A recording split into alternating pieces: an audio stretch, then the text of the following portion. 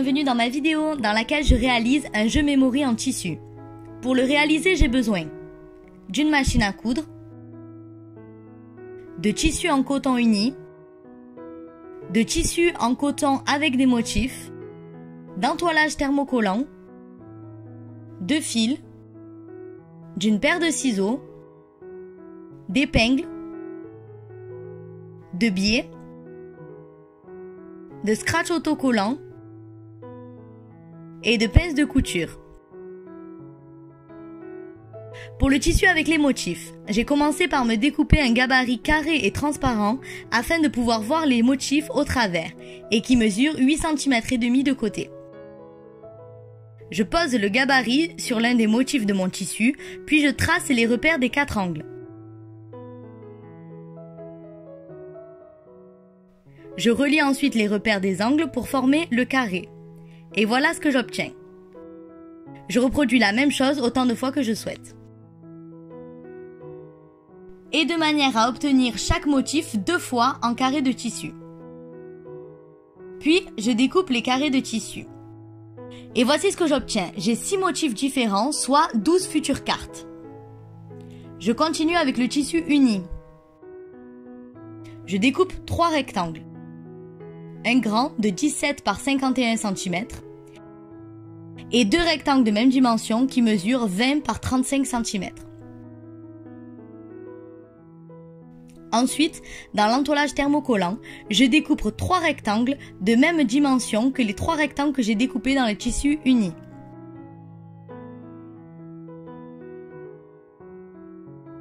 Puis, à l'aide du fer à repasser, je viens fixer l'entoilage thermocollant sur l'envers des 3 rectangles de tissu uni. Et voici ce que ça donne.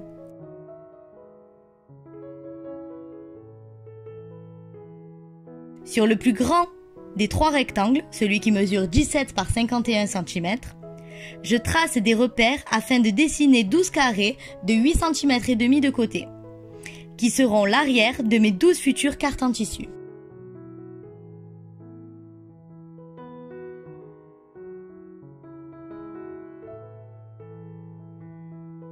Puis, je découpe.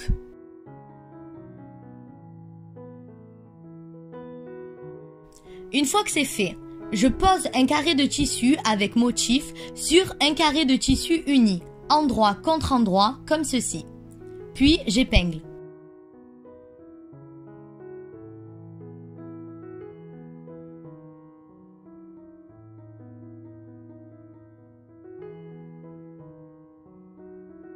Je fais la même chose pour les 12 futures cartes.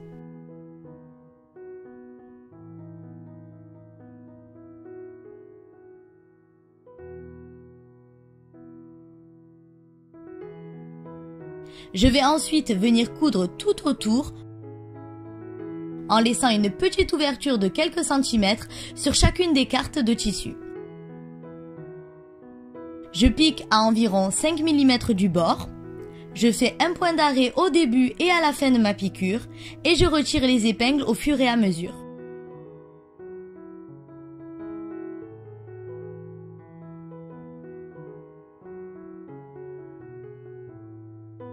Donc, pour chacune des cartes, voici ce que j'obtiens.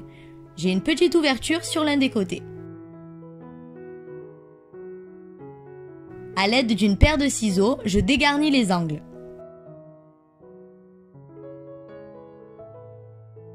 Puis, grâce à l'ouverture, je retourne la future carte sur l'endroit. Je fais bien ressortir les angles.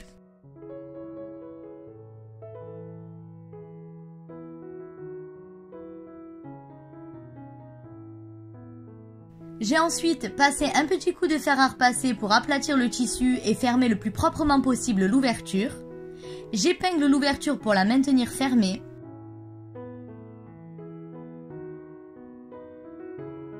Je vais venir surpiquer tout autour pour faire une jolie finition et fermer également l'ouverture.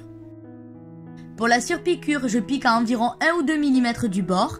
Je fais un point d'arrêt au début et à la fin de ma piqûre et je retire l'épingle pour ne pas que mon aiguille vienne taper dessus. Voici à quoi ressemble ma carte terminée. Je vais procéder de la même manière pour les 11 autres cartes en tissu. Ensuite, Je prends les deux rectangles de tissu noir de même dimension, au dos desquels j'ai fixé du thermocollant. Je commence avec l'un des deux rectangles. Je viens tracer une courbe dans l'un des angles, puis je découpe. Je plie ensuite le rectangle dans la longueur afin de pouvoir reporter la courbure sur l'angle d'en face.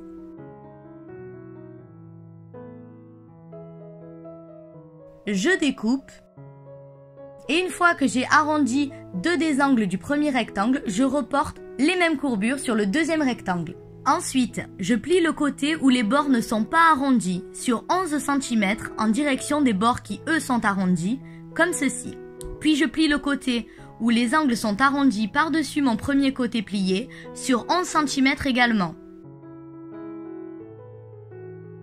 Je fais exactement la même chose avec le deuxième rectangle. J'obtiens donc deux formes de pochette, l'une sera l'intérieur et l'autre l'extérieur. Je vais déplier l'une des deux afin de marquer les pliures de l'autre côté et donc de pouvoir avoir la face avec le thermocollant visible comme ceci. Et je peux donc superposer les deux parties de la pochette envers contre envers. Je maintiens à l'aide de pinces de couture les deux parties comme ceci. Je plie le bas de la pochette, la partie avec les angles droits, et le rabat avec les angles arrondis. Voici à quoi ressemblera la future pochette.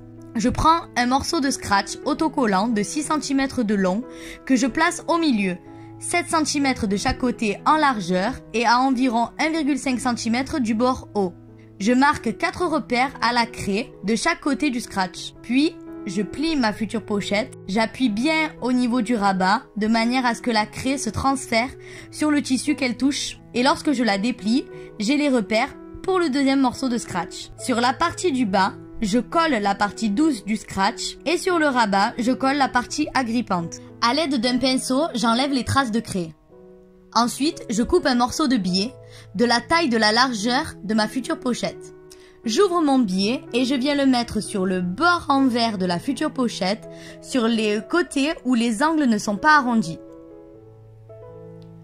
Je pince donc le biais ouvert bien bord à bord tout le long comme ceci. Je vais piquer au point droit dans le pli du biais que j'ai ouvert précédemment. Je n'oublie pas le point d'arrêt au début et à la fin de ma piqûre et je retire les pinces de couture au fur et à mesure.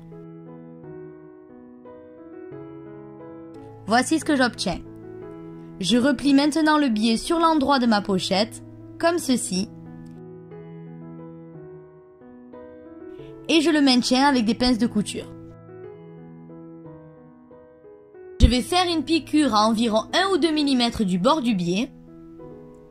J'en ai profité pour glisser mon étiquette qui sera maintenue grâce à la piqûre du biais.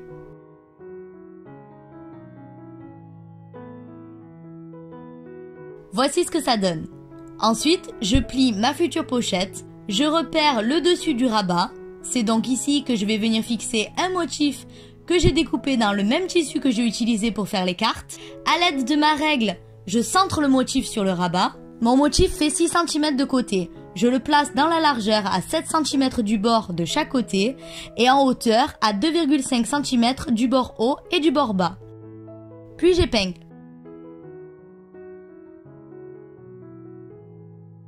Pour l'assemblage, je pique le motif que sur le tissu extérieur du rabat et j'utilise un point zigzag très serré comme celui pour faire les boutonnières. Et voici ce que ça donne. Ensuite, je pince le tissu extérieur et le tissu intérieur de la future pochette envers contre envers. Le bord avec les angles droits est maintenu grâce au biais. Je rabats le bas de la pochette et je pince les deux parties ensemble comme ceci. Puis je pince les deux tissus au niveau du rabat et j'ai donc bien la pochette qui se fermera comme ça. Je prends à nouveau du biais, j'ouvre les deux pliures du biais et je plie le biais vers l'intérieur comme ceci pour avoir un bord propre pour démarrer la pose de mon biais. Je pose le biais ouvert sur l'un des angles droits comme ceci. Et je fixe le biais ouvert bien bord à bord tout autour de ma pochette comme ceci, sauf sur le bas de la pochette.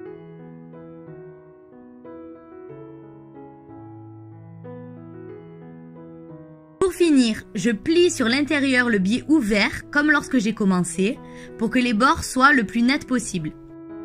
Je vais venir piquer dans le pli du biais le plus extérieur. Je pique au point droit, je fais un point d'arrêt au début et à la fin de ma piqûre et je retire au fur et à mesure les pinces de couture.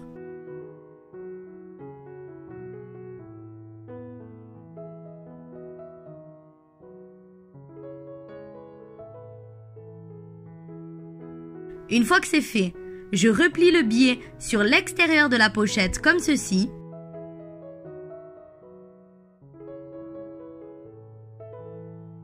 Et je le maintiens avec des pinces de couture.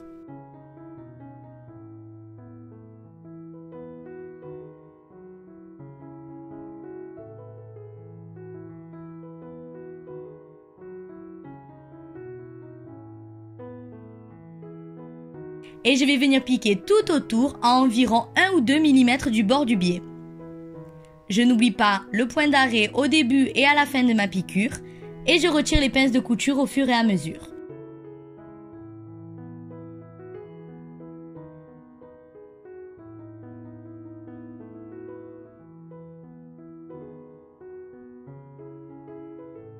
Et voilà, la pochette pour ranger les cartes en tissu de mon jeu Memory est terminée. Pour jouer, il suffit de retourner toutes les cartes, puis chacun son tour, les joueurs retournent 2 cartes, le but étant de reconstituer les paires de 2 cartes identiques. Si les 2 cartes sont identiques, le joueur les met de côté. Si elles ne sont pas les mêmes, il les retourne à nouveau. Il est donc important de mémoriser l'emplacement des cartes qui ont déjà été retournées. La partie s'arrête lorsque toutes les paires sont reconstituées. Et le joueur qui a retourné le plus de paires a gagné. Puis, une fois que la partie est terminée, les cartes peuvent se ranger dans leur pochette, qui est facilement transportable. Et dans ma prochaine vidéo, je vous présenterai mes 2 nouvelles machines. Une machine à coudre électronique et une surjeteuse. N'hésitez pas à liker ma vidéo si elle vous a plu, à me laisser en commentaire vos avis, vos idées, vos conseils, et à vous abonner à ma chaîne si vous souhaitez voir mes prochaines vidéos. Merci à tous et à bientôt.